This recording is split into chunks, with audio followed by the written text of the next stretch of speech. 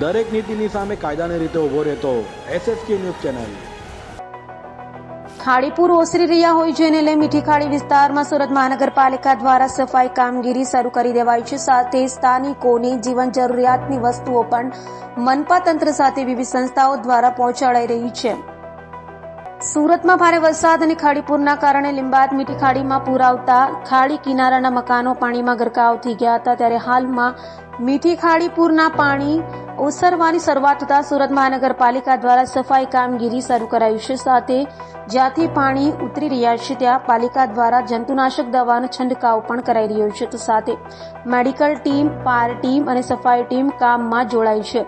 જ્યારે પાલિકા તંત્ર સાથે વિવિધ સંસ્થાઓ અને NGO દ્વારા ફૂડ પેકેટ, દૂધ અને પીવાના પાણીનું પણ સ્થાનિકોને વિતરણ કરાઈ રહ્યું છે। તો હજુ પણ મીઠી ખાડીના કેટલાક ભાગોમાં પાણી ભરાયેલા છે।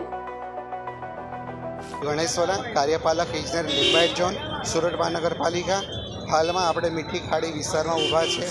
આ સતત 4 દિવસ ભારે વરસાદને કારણે લીંબાયત ઝોન વિસ્તારમાંથી પસાર થતી મીઠી ખાડીનો વિસ્તાર અસર હેઠળ આવ્યો હતો અને હાલમાં એ 9 મીટરના આરએલ પર જે ખાડી દોડતી હતી, અત્યારે 8.45 મીટરના આરએલ પર ખાડીના લેવલ પાણી છે।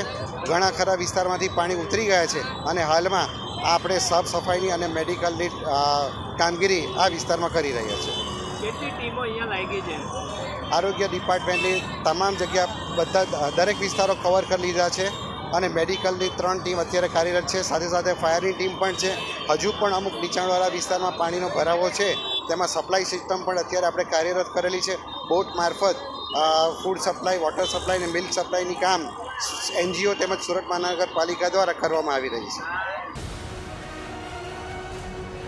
દરેક નીતિની સામે કાયદાની રીતે ઊભો રહેતો SSK ન્યૂઝ ચેનલ।